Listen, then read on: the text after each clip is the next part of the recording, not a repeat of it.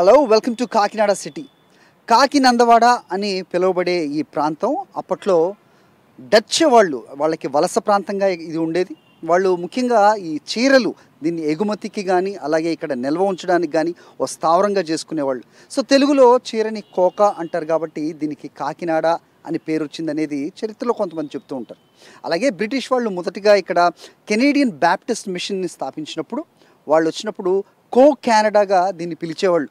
ఇప్పటికీ జేఎన్టీయూలో కొన్ని శిలాఫలకాలు అవ్వచ్చు, అలాగే కో కెనడా ఛాంబర్ ఆఫ్ కామర్స్ అనేది ఇక్కడ ఇంకా ఉన్నదానికి ఆనవాళ్ళు అవ్వచ్చు. ఈ చరిత్రలో ఎప్పటి నుంచో కూడా కాకినాడ అనేది ఒక వ్యాపారానికి వాణిజ్యానికి మాత్రం ఒక హబ్గా ఉండేది, ఒక స్థావరంగా ఉండేది. సో 17th సెంచరీ నుంచి కూడా కాకినాడలో ఈ ఓడరేవు ఉండడం వల్ల ఎగుమతులు దిగుమతులు అనేవి విశేషంగా జరిగేవి అని చెప్తున్నారు. కాలక్రమేణా ప్రస్తుతం చూసుకుంటే కనుక కాకినాడ చాలా అభివృద్ధి చెందిన ప్రాంతంగా చెప్తుంటారు. స్మార్ట్ సిటీగా కూడా పిలువబడుతుంది కాకినాడ. గత 5 సంవత్సరాల్లో వైఎస్ఆర్సీపీ ప్రభుత్వం వచ్చిన తర్వాత ఈ ప్రాంతాన్ని విశేషంగా అభివృద్ధి చేశారు అనేది కూడా వినిపిస్తూ ఉంటుంది. అలాగే దీని రాజకీయ ముఖ చిత్రం ఏంటి మీకు చూపించే ప్రయత్నం చేస్తాం. Come and join. సో ఇక్కడ స్మార్ట్ సిటీగా ఉన్న కాకినాడలో ఇక్కడ ప్రస్తుతం మనం ఉప్పాడ బీచ్లో ఉన్నాం. సో ఉప్పాడ శారీస్ ఎంత ప్రసిద్ధి చెందినవో మనందరికీ తెలిసిందే. ప్రస్తుతం ఉప్పాడ బీచ్ అందాలు మన వెనక కనిపిస్తూ ఉన్నాయి. సో పక్కనే బీచ్ సముద్ర తీరం. సో ఇక్కడ ఈ రాళ్ళన్నీ కూడా ఇటీవలే మొత్తం ఈ రాళ్ళు ఎందుకు వేశారు అంటే కనుక వర్షం వచ్చినా లేకపోతే ఏదైనా తుఫాన్ వచ్చినా ఈ రోడ్డు కోతకి గురవుతుండే క్రమం ప్రతిసారి కూడా మనం చూస్తూ ఉంటాం. సో అలాంటిది జరగకుండా ఈ సముద్రపు నీరు ఈ లోపలికి రాకుండా ఈ రాళ్ళని పెద్ద ఎత్తున వేయడం జరిగింది. ఇవి ఒకంత ఆ దాటిని తట్టుకుని నిలబడే విధంగా కూడా సో పలు ప్రాంతాల నుంచి తీసుకొచ్చిన పెద్ద పెద్ద బోల్డర్స్ ఏమైతే ఉంటాయో రాక్స్ అన్నీ కూడా ఇక్కడ వేయడం జరిగింది. మనం చూస్తున్నాం. సో ఉప్పాడ బీచ్, అందమైన బీచ్ పక్కనే ఈ రోడ్డు ఉప్పాడకి వెళ్తుంది. అలాగే ఈ పక్కన కూడా జగనన్న కాలనీలు అని చెప్తున్నారు. దాదాపు 11,000 ఇళ్ళు నిర్మించి ఇస్తున్న క్రమంలో ఆ నిర్మాణం ఎంతవరకు వచ్చింది, అది వాస్తవ రూపం ఏ మేరకు తీసుకుంటుంది అనేది కూడా మీకు చూపించే ప్రయత్నం చేస్తాను. కాకినాడ పార్లమెంటరీ కాన్స్టిట్యున్సీలోని 7 అసెంబ్లీ సెగ్మెంట్లు చూసే ప్రయత్నం మనం చేస్తున్నాం. ప్రస్తుతం ఎలక్షన్స్ హీట్ ఎలా ఉందో తెలుసుకునే ప్రయత్నం చేస్తున్నాం. పవన్ కళ్యాణ్ లాంటి క్యాండిడేట్ ఇక్కడ పిఠాపురం నుంచి పోటీ చేస్తున్న క్రమంలో సో ఈ ప్రాంతాల్లో ఏ రకంగా ఉంది రాజకీయ ముఖ చిత్రం మీకు తెలియచెప్పే ప్రయత్నం చేస్తున్నాం. ఓటర్ నాడి ఏ విధంగా ఉందో కూడా నేను తెలుసుకుని మీకు చెప్తాను. ఇక పెద్దాపురం అంటేనే శ్రీ మరిడమ్మ అమ్మవారి దేవస్థానం, అలాగే పట్టు ఇక్కడే పుట్టిందంటారు. సో పెద్దాపురం సిల్క్ అంతే ఫేమస్ అని చెప్తుంటారు. అంతేకాకుండా పాలకోవా తినాలంటే పెద్దాపురం అని చెప్పేవాళ్ళు కూడా లేకపోలేదు. చూద్దాం ఏంటి సార్, ఏంటి పరిస్థితి పెద్దాపురంలో? మా పెద్దాపురంలో స్థానికుడు, మంచివాడు, యువకుడు, సౌమ్యుడు, విద్యావంతుడు, ఎంతోమందికి దారి చూపిన వ్యక్తి. అలాగే ఇక్కడ టౌన్లో మన నక్కిటి సాయి ప్రసాద్ గారు అండి, ముఖ్యంగా చెప్పుకోవాలంటే దొరబాబు గారితో పాటు నక్కిటి సాయి ప్రసాద్ గారు ఆయన ఆధ్వర్యంలో చాలా చక్కగా కార్యక్రమం అని ముందుకు వెళ్తుందండి. అందరూ కూడా స్థానికుడికి వేసి ఈసారి వైఎస్ఆర్సీపీని గెలిపించాలని 100% దానికి జగన్ గారు సీఎం, దాని సందేహం లేదు. పెద్దాపురం కూడా వైఎస్ఆర్ ఓడిపోతారండి. Breakfast time. సో ఇక్కడ రాంబాబు ₹1 ఇడ్లీ అనేది చాలా ఫేమస్ అంటున్నారు. చాలా కాలం నుంచి రూపాయికే ఇడ్లీ ఇస్తారు. ఎంత బిజీగా ఉంది, పొద్దున్న నుంచి ఎంతసేపు చేస్తారు, ఎన్నింటి వరకు? 9:30 వరకు చేస్తాం. 9:30 తర్వాత దొరకదు అంటే స్లోగా ఇంకా తగ్గుతుంది. ఈ 5 ఏళ్ళు మీకు ఎలా? 5 ఏళ్ళు సూపర్గా ఉందండి మాకు. అన్నీ వస్తున్నాయి మాకు. అన్ని పథకాలు వస్తున్నాయి, మాకేమీ లోటు లేదు. చూసుకున్నారు జగన్ గారు?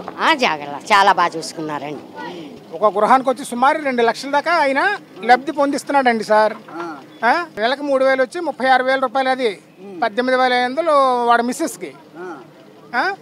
ఇంకా ఆరోగ్యశ్రీ ఏమో 25 లక్షలు. ఎవరివన్నీ వస్తుంది? ప్రస్తుతం జగనే కదా మరి అమల్లో ఉన్నాడు. ఎవరైనా చెప్తున్నాడు నాకు నా కొడుకు అవుతాడు, మా అబ్బాయి.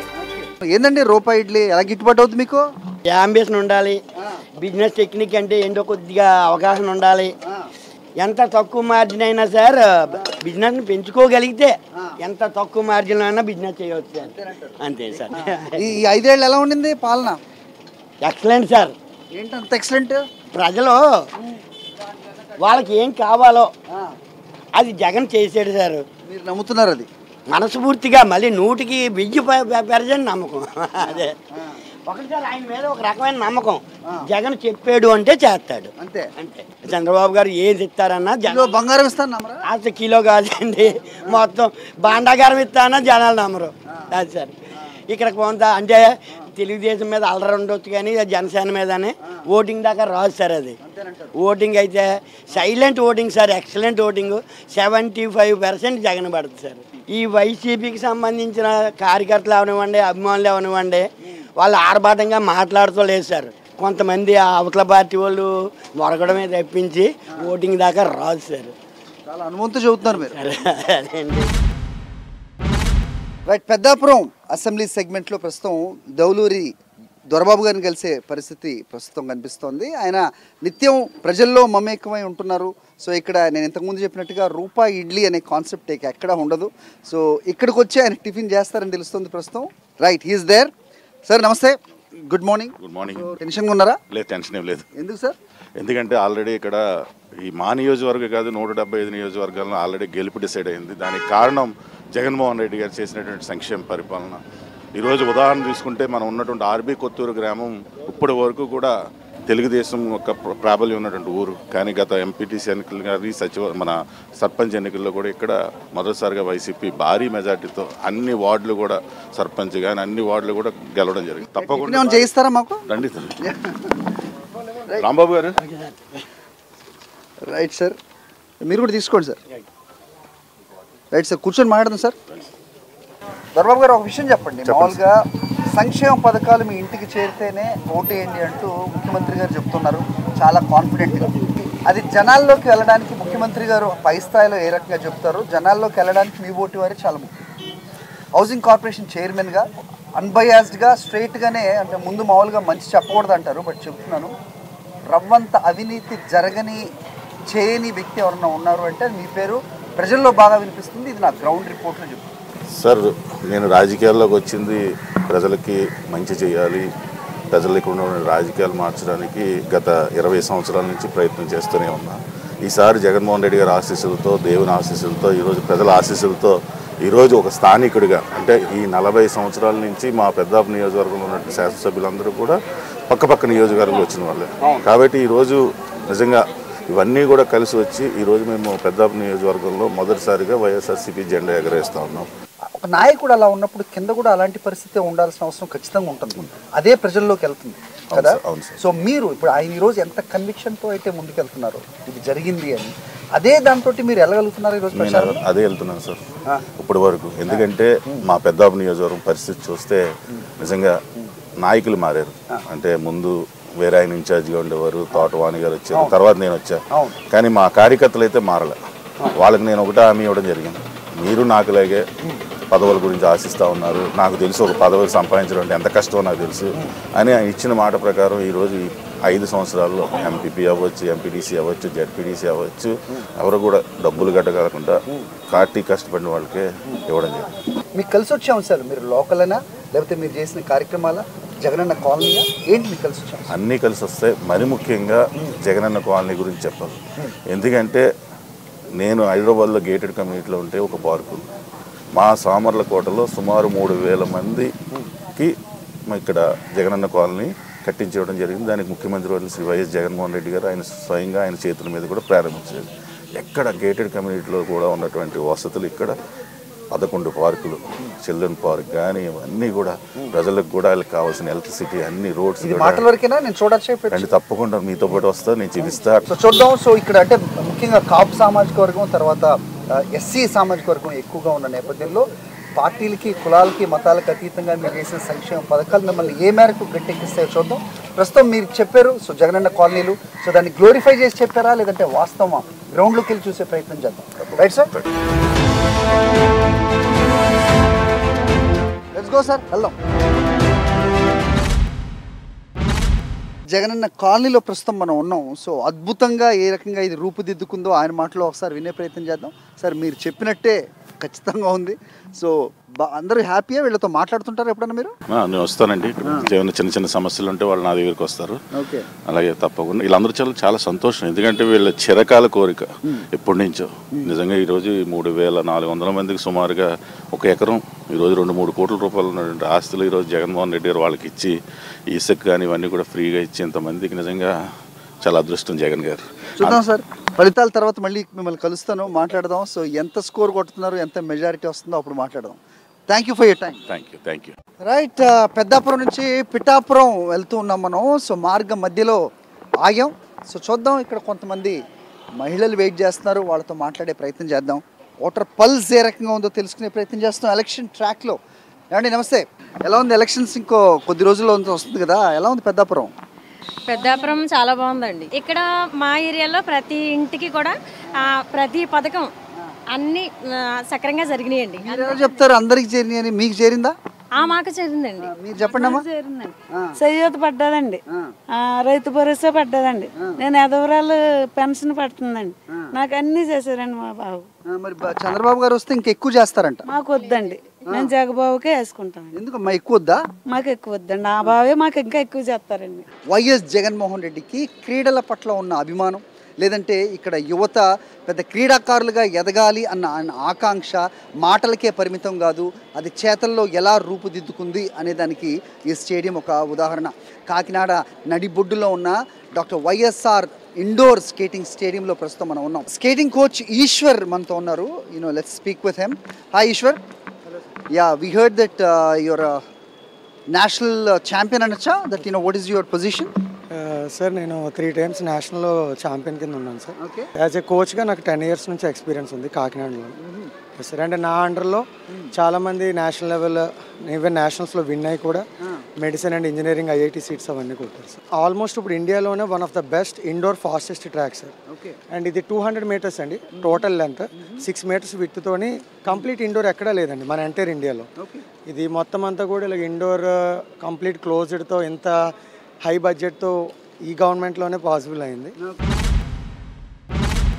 ఇద్దరు బాబులు కూడా ఇక్కడ స్కేటింగ్ నేర్చుకుంటున్నారండి. పెద్ద బాబు Shyam already national gold medalist అండి.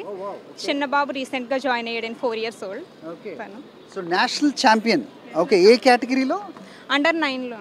Under 9 years national. ఎక్కడ జరిగింది టోర్నమెంట్? బెంగళూరులో జరిగింది. ఈ ఫెసిలిటీ చూసిన వాళ్ళు బెంగళూరు, చండీగఢ్, తర్వాత కాకినాడలో కూడా జరగబోతుంది, ఆ రేంజ్లో ఈ స్టేడియం ఉంది అంటున్నారు, నిజమేనా? చెప్పాలంటే బెంగళూరు, ఢిల్లీ అన్నికంటే ఇది ఇండోర్ స్టేడియం చాలా బాగుందండి. సో గవర్నమెంట్ గురించి ఏం చెప్తారు? అంటే initiation, because one need to appreciate that, right? Jagan సార్కి, చంద్రశేఖర్ రెడ్డి సార్కి చాలా థ్యాంక్స్ చెప్తున్నామండి మా ఈస్ట్ గోదావరి స్కేటింగ్ తరఫున. What you have to say? Stadium infrastructure చూసుకున్నా, అలాగే గవర్నమెంట్ ఎంకరేజ్మెంట్ చూసుకున్నా ఏం చెప్తారో సీనియర్ సిటిజన్గా? గవర్నర్ జగన్మోహన్ రెడ్డి గారు ఈ క్రీడల పట్ల చాలా ఎక్కువగా ఇంట్రెస్ట్ చూపిస్తున్నారు ఆయన. కాబట్టి ఆయన ఏదైతే చేద్దాం అనుకుంటే నేను అది ఫుల్ఫిల్ చేసి కానీ నేను ఇది చేయనండి అని చెప్పారు. ఆయన ప్రామిస్ని ఆయన దీన్ని నెరవేర్చుకున్నారు. మాది. థ్యాంక్ యూ అండి. ప్రస్తుతం ఇక్కడ ఉంది YS Jaganmohan Reddy indoor convertible stadium అంటున్నారు. కన్వర్టబుల్ స్టేడియం అంటే ఒక హాకీ, క్రికెట్, ఫుట్బాల్ తప్ప అన్ని గేమ్స్ కూడా ఎట్ ఏ టైం ఒకే సమయంలో ఆడగలిగిన ఫెసిలిటీ ఇక్కడ ప్రతిష్టాత్మకంగా నిర్మించడం జరిగింది. ఇక్కడ మనం చూస్తున్నాం బాస్కెట్బాల్ అవ్వచ్చు, వాలీబాల్, అలాగే kabaddi, all indoor games, table tennis అవ్వచ్చు, క్యారమ్స్ అవ్వచ్చు, ఇవన్నీ కూడా ఒక నేషనల్ లెవెల్లో ఒక టోర్నమెంట్ ఇక్కడ కండక్ట్ చేయడానికి వీలుగా, ప్లేయర్స్ అందరూ వస్తే వాళ్ళు ఉండడానికి కూడా రూమ్స్ దగ్గర నుంచి A to Z ఫెసిలిటీని ఇక్కడ చాలా బాగా నిర్మించడం జరిగింది. రైట్, కాకినాడ అభివృద్ధిని చూపించే ప్రయత్నం మనం చేస్తున్నాం. సో ఈ ప్రయాణంలో మరొక land mark in Kakinada ESI ఆసుపత్రి. ఎంతో ప్రతిష్టాత్మకంగా 100 పడకలతో రూపుదిద్దుకున్న ఈఎస్ఐ ఆసుపత్రి మనం ముందుంది. ఇక్కడ పోర్ట్ ఎంప్లాయీస్ అంటే కార్మికులు, ముఖ్యంగా ఒక 12 నుంచి 1500 మంది కార్మికులు ఎలాంటి అనారోగ్యానికి గురైనా లేకపోతే ఏదైనా ప్రమాదం జరిగినా ముందుగా వచ్చేది ఈఎస్ఐ ఆసుపత్రి. ఇక్కడున్న కాకినాడ ఎంపీ, వైఎస్ఆర్సీపీ ఎంపీ వంగా గీత అవ్వచ్చు, అలాగే కేంద్ర ప్రభుత్వ సాయంతో ఆమె సాధించుకున్న నిధుల వల్ల ప్రస్తుతం ఇది కార్యరూపం దాల్చింది. మళ్ళీ ఒకసారి చెప్పాలి, 4 దశాబ్దాల కళ సాకారమైన ప్రస్తుత పరిస్థితి ఈఎస్ఐ ఆసుపత్రి. I must say this is another land mark of YS Jaganmohan Reddy government. TU-142M. So భారతదేశంలో ఒక కోల్కతా, విశాఖపట్నం తర్వాత ఇక్కడ కాకినాడ బీచ్లో దీన్ని ఏర్పాటు చేశారు ఎయిర్క్రాఫ్ట్ని. ఇది ఇండియన్ నేవీలో 3 దశాబ్దాల పాటు విశేష సేవలు అందించిన ఒక రిమార్కబుల్ ఎయిర్క్రాఫ్ట్గా దీన్ని చెప్తున్నారు. This has played a very pivotal role as a long range maritime reconnaissance anti submarine warfare యాసెట్గా దీన్ని చెప్తూ ఉన్నారు.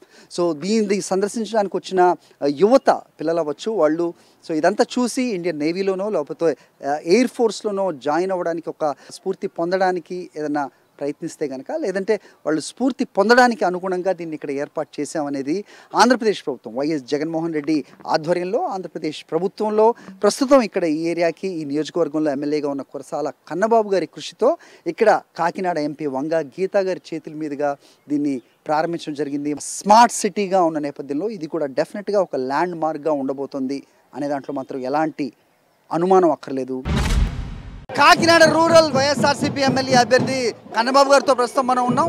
సో చూస్తున్నాం విశేష స్పందన, గజమాలలతో ఆయనకి స్వాగతం పలుకుతున్నారు. ఆయన క్యాంపెయిన్ చేస్తున్న మార్గంలో ఆయన్ని మనం కలిసే ప్రయత్నం చేస్తున్నాం. సార్ నమస్తే. ఏంటి స్వాగతం పలుకుతున్నారు మహిళలు ముఖ్యంగా మేము చూస్తున్నాం ఇందాకటి నుంచి, ఏంటి వాళ్ళ మనోభావాలు ఏ రకంగా ఉన్నాయి? ఈ రోజున మన ఎన్నికల ప్రచారం మేము ప్రారంభించినప్పుడు కానీ గడప గడపగా మేము తిరిగినప్పుడు కానీ మహిళల్లో ఉన్న అభిమానం చూస్తే మాకే ఆశ్చర్యంగా కలుగుతుంది. అంటే వాళ్ళు తమ ఇంట్లో బిడ్డలాగా, ఒక అన్నలాగా, తమ్ముడిలాగా, కొడుకులాగా ఆదరిస్తూ ఉన్నారు. జగన్మోహన్ రెడ్డి గారిని, ఆయన పట్ల ఉన్న ప్రేమని చూపిస్తూ ఉన్నారు. మమ్మల్ని, మా పనితీరుని ఇక్కడ స్థానికంగా మేము అందుబాటులో ఉండి వారికి ఆలన పాలన ఏదైనా సరే కావాలంటే అందుబాటులో ఉన్న ఈ తీరుని వాళ్ళు అభినందిస్తూ ఉన్నారు. దాని ప్రభావం ఇదంతా. పంతం నానాజీ అంటున్నారు మాకు కన్నబాబు సాఫ్ట్ టార్గెట్ అని. అంటే ఎన్నికల్లో ప్రత్యర్థిని టార్గెట్ చేయకపోతే ఎవరిని చేస్తారు? అతను టార్గెట్ ఏమో కానీ నాకైతే మాత్రం ప్రజల్లో గెలిచి రావడమే మా టార్గెట్. జగన్మోహన్ రెడ్డి గారు ఇచ్చిన పరిపాలనకి సంబంధించి మరిన్ని మార్కులు పొంది మళ్ళీ ప్రభుత్వాన్ని స్థాపించడమే మా టార్గెట్. వ్యక్తులను టార్గెట్ చేసినట్టు ఎవ్వడో కూడా బాగుపడినట్టు చరిత్రలో లేదు. కేవలం ఒక ఎమ్మెల్యేగా కాదు, మాజీ మంత్రిగా కూడా మీ మీద ఎక్స్పెక్టేషన్స్ ఉంటాయి నియోజకవర్గంలో. గెలిచిన తర్వాత మీ ఎజెండా ఏమైండబోతుంది నియోజకవర్గానికి? వెరీ క్లియర్ అండి. లాస్ట్ టైం మనం చెప్పిన దానికన్నా ఎక్కువ చేసాం. సుమారు 3,000 కోట్ల రూపాయలు డీబీటీ, నాన్ డీబీటీ కింద ఈ నియోజకవర్గంలో అందించాం. ఇంచుమించు 650 కోట్ల రూపాయల విలువైన అభివృద్ధి కార్యక్రమాలు చేసాం. అన్ని రంగాల్లో అన్ని కార్యక్రమాలు. అంటే అభివృద్ధి రాత్రి ఏదైనా గ్రాఫిక్స్లో చంద్రబాబు లాగా సృష్టించడం ఛార్జింగ్ కాదు కానీ మేమైతే మాత్రం రియల్ డెవలప్మెంట్ని చూపించాం. అందుకే ఇవాళ ప్రజలందరూ కూడా మమ్మల్ని నమ్మారు, మమ్మల్ని ఆదరిస్తున్నారు. మొత్తం పార్లమెంట్ నియోజకవర్గానికి చూసుకుంటే ఎన్ని సీట్లని మీరు అనుకుంటున్నారు సార్? 7 కొడతాం. అంటే మీరు చెప్పారు ఇందాక, ఎవరు మమ్మల్ని ఎంత టార్గెట్ చేసినా, సాఫ్ట్ టార్గెట్ చేసినా, ఏం చేసినా ప్రజలు మా పక్షాన ఉన్నారు, మేము ప్రజల పక్షాన ఉన్నాం. వాళ్ళ కూటమి కట్టారు తప్ప మేము ఎప్పుడు కూడా ప్రజల పక్షాన్ని నిలబడ్డాం. కాబట్టి డెఫినెట్గా 7 సీట్లు గెలుస్తాం, ఎంపీ సీటు గెలుస్తాం. ముఖ్యమంత్రి గారు అన్నారు మీ అందరే మాకు స్టార్ క్యాంపెయినర్స్ అని మాట్లాడుతున్నారు. అది ఇక్కడ ఖచ్చితంగా కనిపిస్తుంది. 100% ఇవాళ పరిపాలన నచ్చిన, లబ్ధి పొందిన ప్రతి ఒక్క సామాన్యుడు స్టార్ క్యాంపెయినరే. మాకేమీ పెద్ద పెద్ద స్టార్లు లేరు. మాకున్నది ఒకే ఒక్క స్టారు, మా సీఎం స్టార్. ఆయనే మా స్టారు, ఆయనే మాకు క్యాంపెయినర్, ఆయనే మాకు తప్ప సినిమా యాక్టర్లో లేకపోతే ఇంకేదైనా వేరే రంగంలో ఉన్న పెద్ద పెద్ద ప్రముఖులు మాకు వచ్చి ఎవరు చేయట్లే. మీరు చూస్తూ ఉన్నారు కదా, ఇంటింటికి వెళ్తుంటే వాళ్ళే స్టార్ క్యాంపెయినర్ లాగా మేము ఏం చేసామో మేము మర్చిపోయి కూడా చెప్తున్నారు. 100% మా ముఖ్యమంత్రి గారి నాయకత్వంలో రేపు 100% కాకినాడ రూరలే కాదు, పార్లమెంటే కాదు, 7 సీట్లు నేను జిల్లా అధ్యక్షుడిగా ఉన్నా, 7 సీట్లు గెలవడం ఖాయం. Right. So this is about Kakinada lighthouse beach or Kakinada beach అని చెప్తుంటారు. సో ఆంధ్రప్రదేశ్ పర్యాటక రంగం వృద్ధి చెందడానికి ఎంత స్కోప్ ఉంది అనేది మనం కాకినాడ మొత్తం మీకు తిరిగి చూపిస్తూ ఉన్నాం. సో ఏ రకంగా ఇది డెవలప్మెంట్ పేస్ ఏ రకంగా వెళ్తుంది, ఏ పేస్లో డెవలప్మెంట్ జరుగుతుంది, అలాగే why is this called a smart city అనేది కూడా మనం ప్రతి ఒక్క ల్యాండ్ మార్క్స్ కూడా మీకు చూపించే ప్రయత్నం చేసాం. సో బీచ్లో చాలా ఆహ్లాదకరంగా చూస్తున్నారు కదా పర్యాటకులు. సో ఇక్కడ ఉండే వాళ్ళందరూ కూడా ఈవినింగ్స్ వచ్చి సేద తీరడానికి, అలాగే అక్కడ షిప్స్, దూరంగా ఉన్న షిప్స్ చూస్తే తెలుస్తుంది ఏ రకమైన ట్రేడ్ కాకినాడలో జరుగుతుందో. Why is it call the port city, చాలా పాతకాలం నుంచి కూడా. So this is about Kakinada the smart city. You have to come and visit and witness the development of AP government, particularly in Kakinada. మా నమ్మకం నువ్వే జగన్, మా నమ్మకం నువ్వే జగన్, మా నమ్మకం నువ్వే జగన్, నమ్మకం నువ్వే జగన్.